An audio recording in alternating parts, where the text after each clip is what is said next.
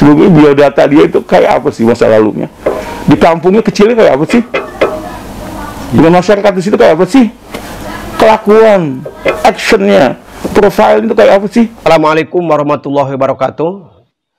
Saya Otong Aminuddin, lebih dikenal di Kabupaten Pangandaran Abah Otong, Ketua Majelis Ulama Indonesia Kabupaten Pangandaran, menyatakan berterima kasih kepada Kepolisian Republik Indonesia yang telah menangkap saudara MKC yang nama aslinya Kosman bin Suned, karena yang bersangkutan adalah merupakan kelahiran daerah kami, tepatnya Kampung Burujul, Desa Limus Gede, Kecamatan Cimerak, Kabupaten Pangandaran.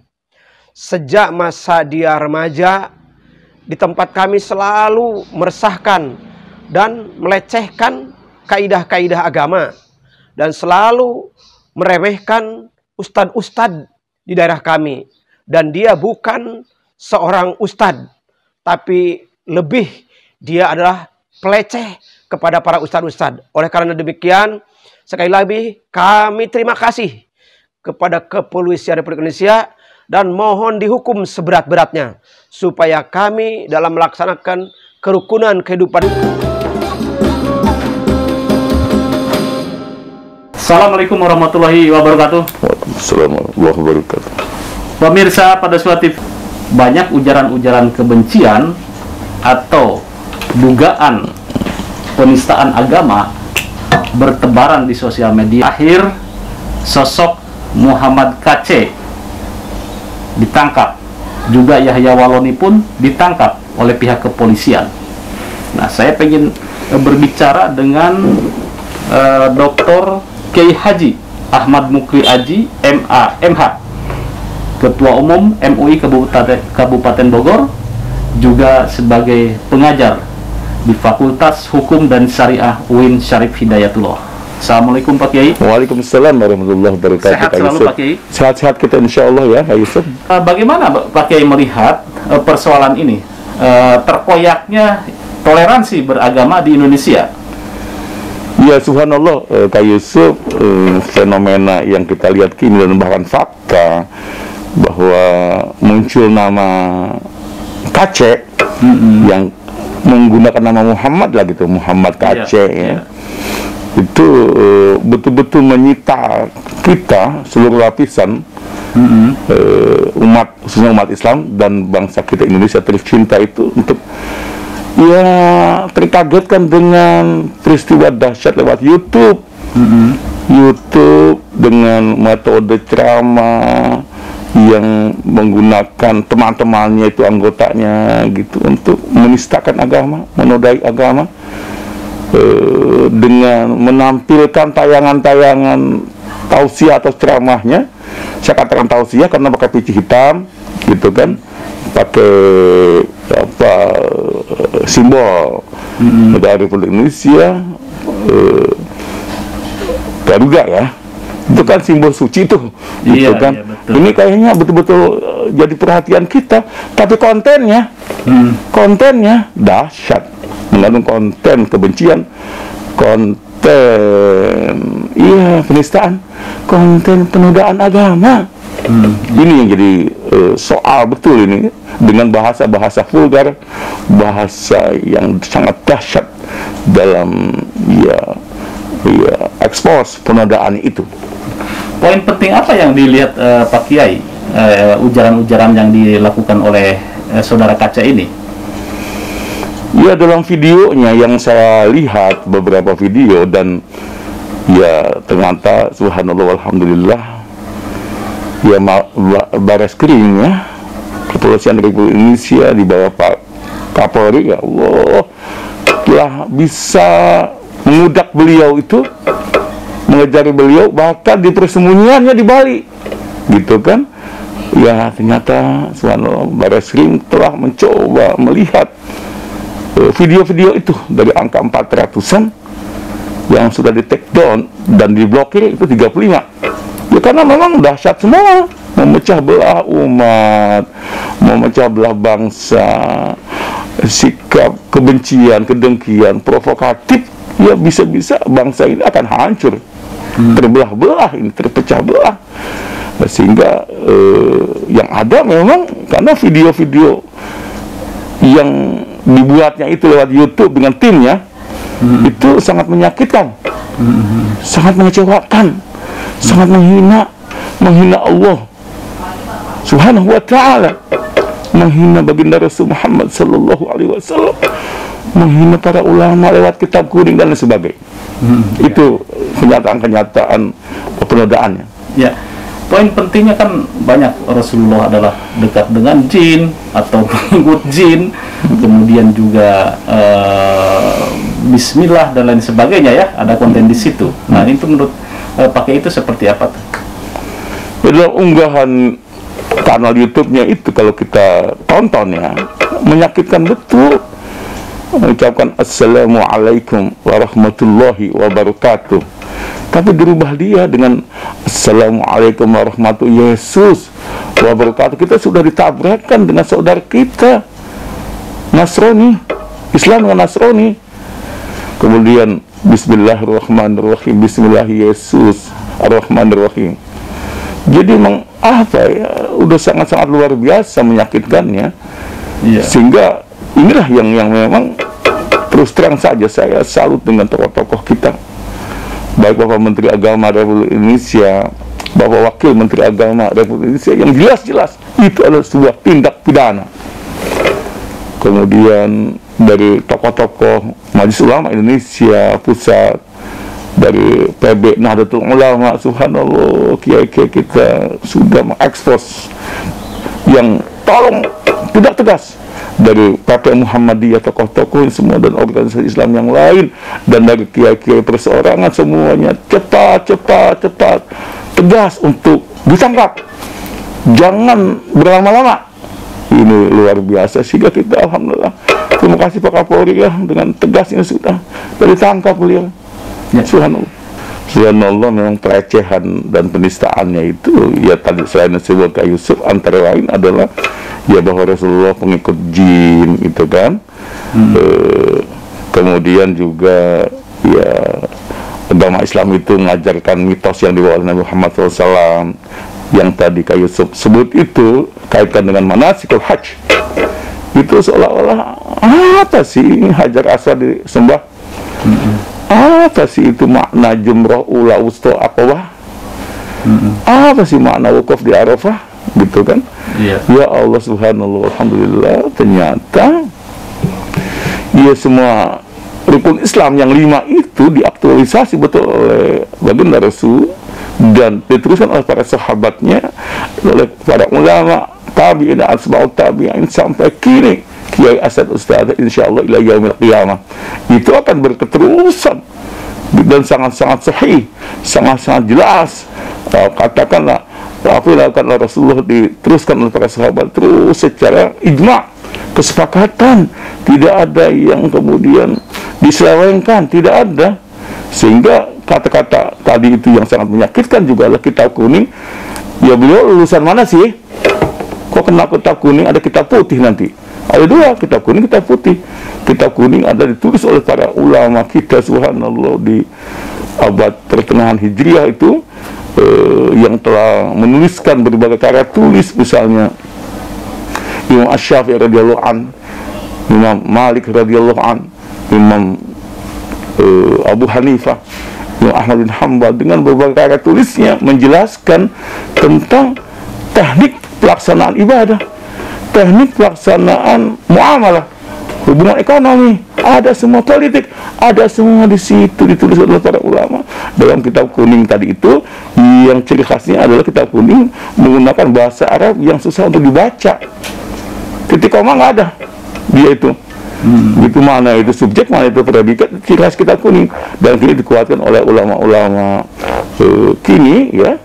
Di zaman modern ini dituliskan karya tulisnya itu dalam bentuk kitab putih dengan bahasa Arab yang lebih bisa difahami.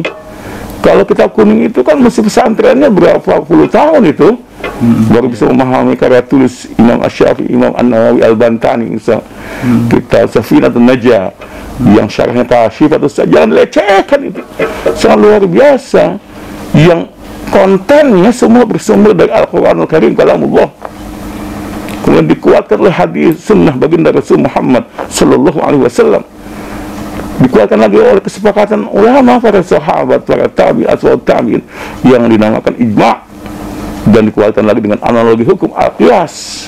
Kasus-kasus hukum itu mesti ada analoginya terhadap kasus yang belum pernah terjadi pada masa kini, dianalogikan dengan kasus yang telah terjadi pada masa Rasulullah atau sahabat dan masa-masa sebelumnya.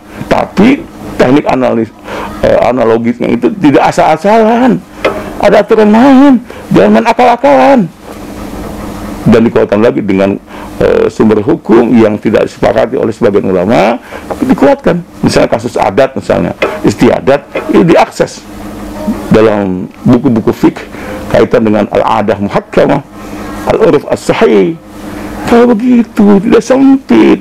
Itu dijelaskan dalam kitab kuning tadi, gundul kuning, dan kitab gundul putih, tidak ada syakalnya. Tidak ada apa namanya sukunnya, nggak ada fathahnya, nggak ada dhammah, nggak ada kasrah. Ya.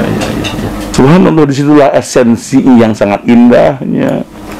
Jadi Al-Quranul Karim yang para kiai, para ulama dulu, para sahabat baginda Rasul, para tabi'in itu mengkaji, membaca, mendalami dengan tafsirnya. Jangan asal-asalan nanti baca surat Al-Jin, surat yang ke-72 itu ayat 17, asal-asal menurut logika. Oh, tidak ada aturan main dalam menafsirkan Al-Quran. Iya. Nah, metode tafsir, qawaid at-tafsir itu dijalani oleh para ulama atau para kiai sampai kini. Kita ulama-ulama tafsir kita itu subhanallah, buku tafsir Jalalain, tafsir As-Sabuni, tafsir An-Nasafi, semuanya itu ya Allah kajiannya indah, tidak dengan asal-asalan. Ya beliau kan bawa ayat surat Al-Jin itu, bahwa Rasulullah mengikut jin, udah hal jin yang sangat takjub kepada baginda Rasul ketika laksanakan salat jamaah dengan para sahabat di belakangnya sebagai makmum.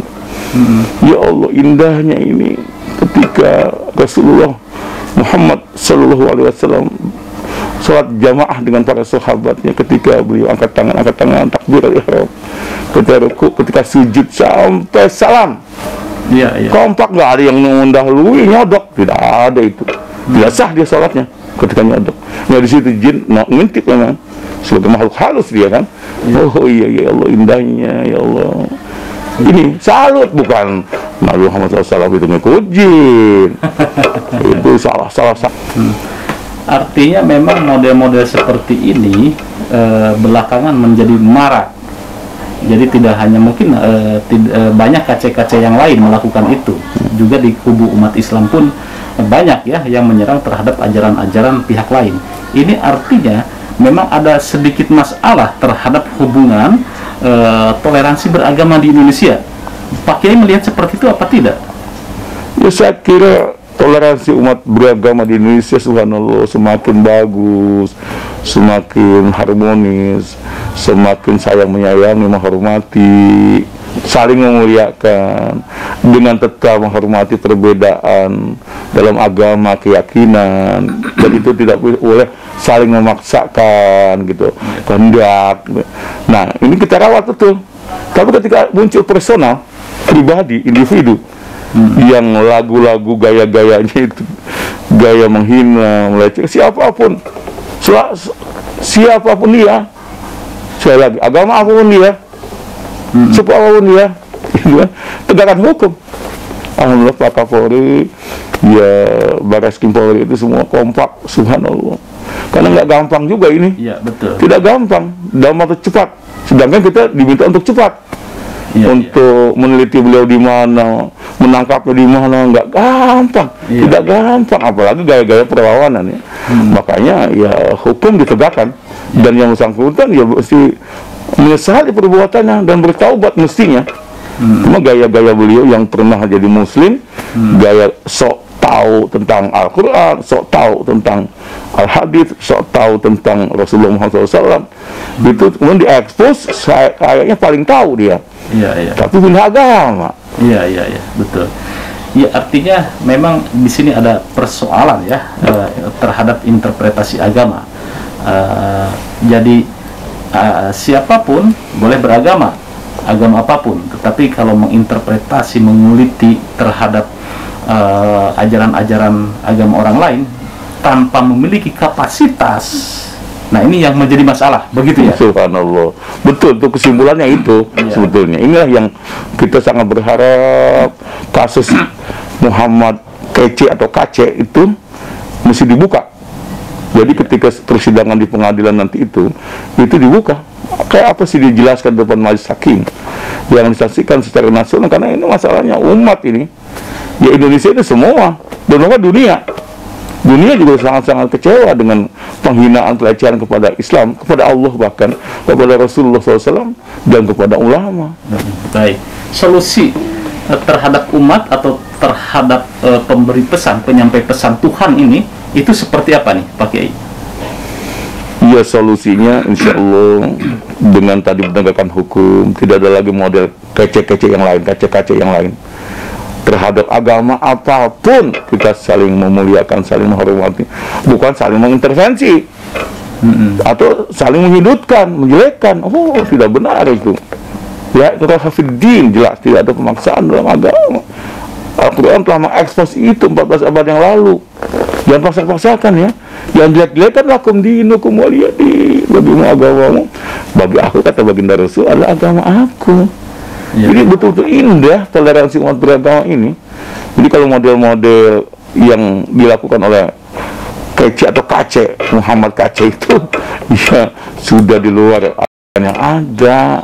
Subhanallah, mudah-mudahan ini hikmah hemat saya. Ini adalah ada nilai yang jangan terjadi lagi soal yang seperti ini. Bisa pada Suka TV memang problematika keberagamaan di Indonesia itu seringkali mengalami pasang surut antara kelompok satu dengan kelompok yang lain. Terlebih hadirnya media sosial. Oleh karena itu, mari kita bersama-sama kerukunan keberagamaan ini kita rawat bersama. Amin. Karena pada intinya Indonesia dibentuk oleh beragam etnis dan beragam suku dan beragam agama. Mari menghormati sama agama satu sama yang lain. Terima kasih. Mudah-mudahan mencerahkan, dan jangan lupa kendalikan jari Anda, jangan sampai jari Anda lebih cepat dari otak Anda. Wassalamualaikum warahmatullahi wabarakatuh. Waalaikumsalam warahmatullahi wabarakatuh.